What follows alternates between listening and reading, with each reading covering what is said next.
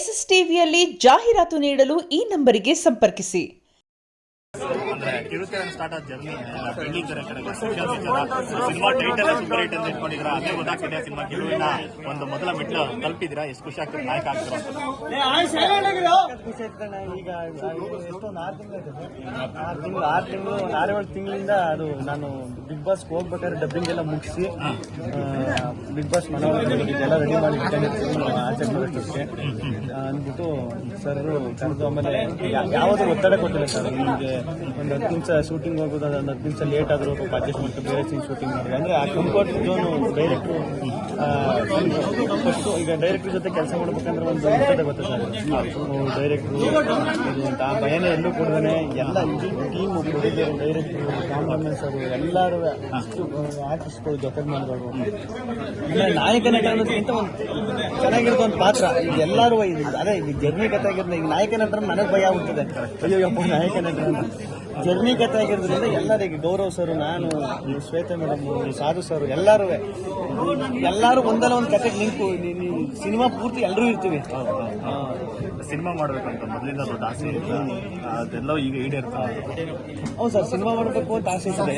Actually direction ಮಾಡಬೇಕು ಅಂತ ಆಸೆ ಇತ್ತು. ಅದು ಈಗ ಆಕ್ಟ್ರು ಈಗ ಆಕ್ಟಿಂಗ್ ಗುರುತಿಸ್ಕೊಂಡಿರೋದ್ರಿಂದ ಈಗ ಆಕ್ಟಿಂಗ್ ಅಲ್ಲಿ ಒಂದಷ್ಟು ಕಂಟಿನ್ಯೂ ಆಗಿರೋದ್ರಿಂದ ಸಾರು ಒಂದು ಎಕ್ಸ್ಪೀರಿಯನ್ಸ್ ಅಂದರೆ ಮುಂಚೆ ಸಿನಿಮಾ ಮಾಡಿ ಒಂದಷ್ಟು ಸಿನಿಮಾ ಮಾಡಿರೋದ್ರಿಂದ ಡೈರೆಕ್ಷನ್ ನನಗೆ ಅದು ಸಾರಿಗೂ ನಂಬಿಕೆ ಇಡ್ಬೋದಪ್ಪ, ನಂಬಿಕೆ ಇಟ್ಟು ಮಾಡ್ಬೋದಪ್ಪ ಅನ್ನೋದೊಂದು ಬಿಗ್ ಬಾಸ್ ಸರ್ ಸೇರಿ ಒಂದು ದೊಡ್ಡ ಸ್ಟಾರ್ಸ್ ಕಾಸ್ಟ್ ತುಂಬಾ ಚೆನ್ನಾಗಿದೆ ಆಕ್ಟಿಂಗ್ ಸಿನಿಮಾದ.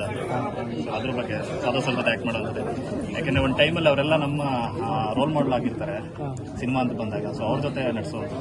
ಹ್ಞೂ ಸರ್, ಇದು ಸಾಧು ಸರ್ ಈಗ ಹೆಂಗೆ ಅಂದರೆ ಎಲ್ಲೂ ಹೋಯ್ತಿರಲಿಲ್ಲ ಅವರು.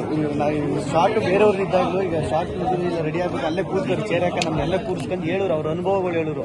ಆವಾಗ ಒಂದು ಸಿನಿಮಾ ಮಾಡಿದ್ರು, ಅವಾಗ ಹಿಂಗೆ ಆಗಿತ್ತು, ಇಲ್ಲೊಂದು ಸಿನಿಮಾ ಮಾಡಿದ್ರು, ಇನ್ಸಿಡೆಂಟ್ ಆಗಿತ್ತು, ಒಂದು ಅಷ್ಟು ಹೇಳೋರು. ನಾನು ಇಲ್ಲೆಲ್ಲ ಸುತ್ತ ಆಮೇಲೆ ಅವ್ರ ಫೋಟೋ ಎಲ್ಲ ಈಗ ಬೇರೆ ದೇಶಕ್ಕೆ ಹೋಗಿ ತಗೊಂಡಿರೋ ಫೋಟೋ ಎಲ್ಲ ತೋರಿಸಿದ್ರು. ಇಲ್ಲಿ ಹೋಗಿದೆ ಈ ದೇಶಕ್ಕೆ, ಇದು ಫೇಮಸ್ಸು, ನೀನು ಹೋಗು ಸುತ್ತಾಡಬೇಕು, ನಾನು ಎಲ್ಲ ದೇಶನೂ ಸುತ್ತಾಡಿದ್ದೀನಿ, ಸುತ್ತಾಡಬೇಕು, ಜೀವನದಲ್ಲಿ ಎಂಜಾಯ್ ಮಾಡಬೇಕು ಅಂತ ಒಂದು ಅಷ್ಟು ಹೇಳೋರು. ಅದೆಲ್ಲ ಅವ್ರ ಅನುಭವ ಹಂಚ್ಕೊತಾರಲ್ಲ ಸರ್, ಅದು ಸಖತ್ ಖುಷಿ. ಅವ್ರ ಪಾಡ್ಗವ್ರು ಇರ್ಬೋದು, ನಮ್ಮ ಪಾಡಿಗೆ ಅವ್ರ ಪಾಡ್ಗವ್ರು ಇರ್ಬೋದು, ಕರೆದ್ಬಿಟ್ಟು ಮಾತಾಡ್ಸೋದಾಯ್ತಲ್ಲ, ಎಲ್ಲ ಹೇಳೋದಾಯ್ತಲ್ಲ. ಎಷ್ಟು ಜನ ಕ್ಯಾರೆಕ್ಟರ್ ಬಗ್ಗೆ ಮಾತಾಡಿದ್ರೆ ಮುನ್ನಾ ಬಾಯ್ ಇದರಲ್ಲ ಒಂದು ಗ್ಯಾಂಗ್ಸ್ಟರ್ ಏನ್ ಸಿನಿಮಾ ಕತೆ ಅಲ್ಲ ಸರ್, ಜರ್ನಿ ಕತೆ. ಜರ್ನಿ ಕತೆಲಿ ನಾನು, ಗೌರವ್ ಶೆಟ್ಟಿ ಅವರು, ಶ್ವೇತಾ ಅವರು ಎಲ್ಲರೂ ಒಂದು ಜರ್ನಿ. ಸಾಧು ಸರ್ ಈಗ ಆ ಫ್ರೇಮಲ್ಲಿ ಎಷ್ಟು ಜನ ಅವರು ಎಲ್ಲರೂ ಆ ಜರ್ನಿಲಿ ಇನ್ವಾಲ್ವ್ ಆಗಿ ಆ ಜರ್ನಿ ಹೆಂಗೆ ಆ ಜರ್ನಿ ಕತೆ ಹೆಂಗೆ ಮೂವ್ ಆಯ್ತದೆ ಅದು ಏನು ಅನ್ನೋದೇ ಸಿನಿಮಾ. ಅವಕಾಶಗಳು ಯಾವ ರೀತಿ ಬರ್ತಾ ಇದೆ ಗಿಲ್ಲಿಯವ್ರಿಗೆ?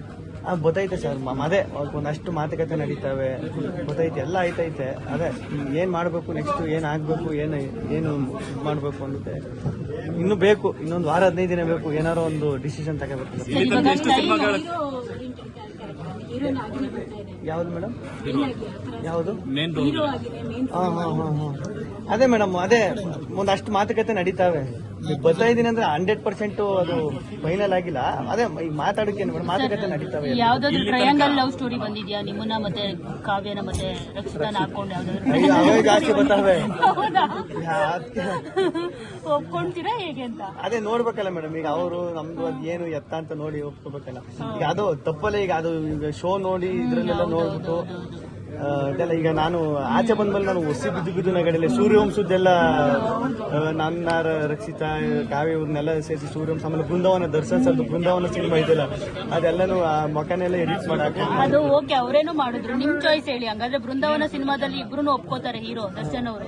ಸೊ ನೀವು ಇಬ್ರು ಒಪ್ಕೊಂತೀರಾ, ಇಲ್ಲಿರ ಯಾರಾದ್ರೂ ಒಬ್ರನ್ನ ಸೆಲೆಕ್ಟ್ ಮಾಡ್ತೀರಾ ಅಂತ? ಏನ್ ಇಬ್ರು ಒಪ್ಕೊಳ್ಳಿ.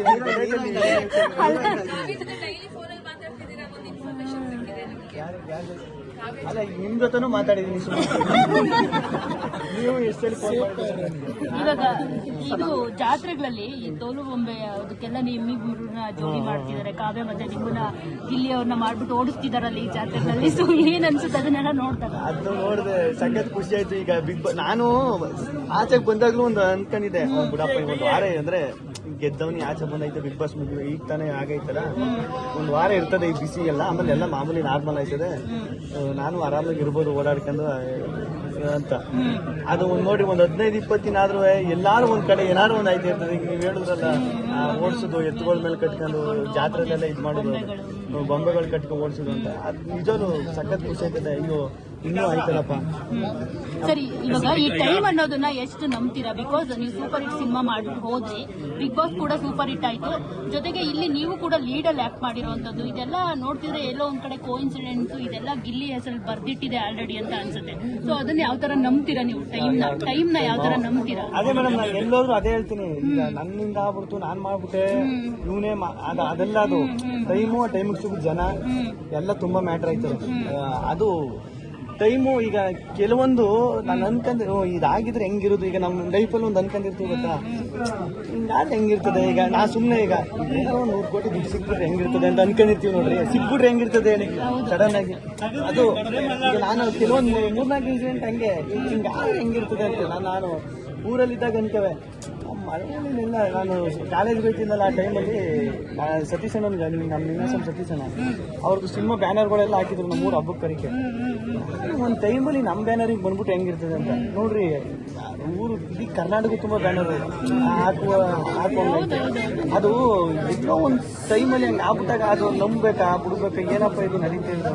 ಫಿಲ್ಮ್ ಚೇಂಬರ್ ಅಲ್ಲಿ ದೂರ ಆಗುತ್ತೆ ಅಂತ ಅನ್ಕೊಂಡಿದ್ರಾ?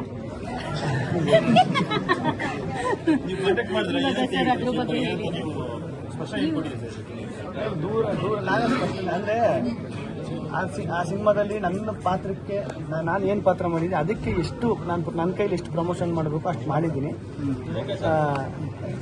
ಬಾಯಿ ಹೊರಟೋಗುತ್ತೆ. ಇವಾಗ ಓಕೆ, ಈ ತರ ನೀವು ಬಿಗ್ ಬಾಸ್ ಇಂದ ಬಂದ್ಮೇಲೆ ಇನ್ನೂ ಇದೆ ಕ್ವಶನ್. ಇವಾಗ ಎಲ್ಲನೂ ಮಾಡ್ತಾ ಇದ್ದೀನಿ ಮೇಡಮ್, ಅದೇ ಮಾಡ್ತಾ ಇರೋದು ಇವಾಗ. ಈಗೆಲ್ಲ ಎಲ್ಲೆಲ್ಲಿ ಹೋಗ್ತೀನಿ, ಏನೇನು ಮಾಡ್ತೀನಿ, ಈಗೆಲ್ಲ ಅದು ಆ ಪ್ರೊಸೆಸ್ ಅಲ್ಲಿ ಇರೋದು ಇವಾಗ.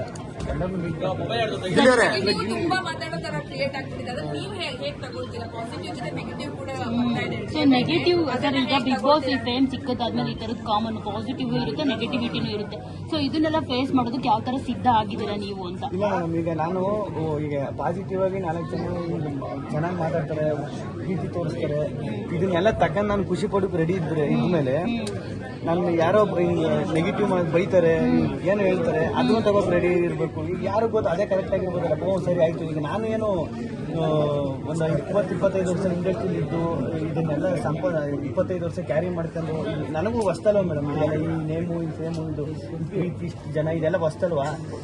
ಎಲ್ಲೋ ಒಂದ್ ಕಡೆ ನನ್ನ ಕಡೆನೂ ತಪ್ಪಾಗಿರ್ಬೋದು. ಈಗ ಅವ್ರು ಹೇಳ್ತಾವ್ರೆ ಅಂದ್ರೆ ಸರಿ ಕರೆಕ್ಷನ್ ಮಾಡ್ಕೊಂಡು ಹೋಗ್ಬೇಕು ಅಷ್ಟೇ. ಇವಾಗ ಅದ್ಯಾವುದೋ ಮಗು ಟ್ಯಾಟು ಹಾಕಿಸ್ಕೊಂಡೆ ಇರೋದು ನೋಡಿದೆ ನಾನು ನಿಮ್ದು ವಿಡಿಯೋ. ಸೊ ಅದು ರಿಯಲ್ ಟ್ಯಾಟೂನ ಏನು ನನ್ಗೆ ಗೊತ್ತಿಲ್ಲ, ಒರಿಜಿನಲ್ ಟ್ಯಾಟೂನ. ಸೊ ಮಕ್ಕಳೆಲ್ಲ ಈ ತರ ಟ್ಯಾಟು ಹಾಕಿಸ್ಕೊಳ್ತಿರೋ ಬಗ್ಗೆ ಏನ್ ಹೇಳ್ತೀರಿ ನೀವು? ಅಂದ್ರೆ ಅದೇ ಮೇಡಮ್, ಈಗ ಒಂದು ರಿಯಾಲಿಟಿ ಶೋ ಅಲ್ಲಿ ಅದೇ ಒಂದು ಬಿಗ್ ಬಾಸ್ ರಿಯಾಲಿಟಿ ಶೋ ಇಂದ ಒಂದು ಚಿಕ್ಕ ಮಕ್ಕಳಿಂದ ಹಿಡಿದು ದೊಡ್ಡವರು, ವಯಸ್ಸಾಗಿರೋರು ಅಷ್ಟು ಜನ ಇಡೀ ಫ್ಯಾಮಿಲಿ ಕೂತ್ಕೊಂಡು ನೋಡಿ ಅಷ್ಟು ಪ್ರೀತಿ ತೋರಿಸ್ತಾರೆ. ಅಷ್ಟು ಚಿಕ್ಕ ಮಕ್ಕಳು ನೋಡ್ರಿ, ಚಿಕ್ಕ ಮಕ್ಕಳು ಸಂಪಾದನೆ ಮಾಡೋದು ತುಂಬಾ ಕಷ್ಟ, ಅವ್ರ ಪ್ರೀತಿ ಸಂಪಾದನೆ ಮಾಡೋದು ಅದು ಹೆಂಗೆ ಅಂತ ಗೊತ್ತಿಲ್ಲ ಮೇಡಮ್. ಮಕ್ಕಳೆಲ್ಲ ಬೇಡ ಟ್ಯಾಟು ಹಾಕಿಸ್ಕೊಳ್ಳೋದು ಅಂತ ಕೂಡ ಕೆಲವರು ಹೇಳ್ತಿದ್ದಾರೆ.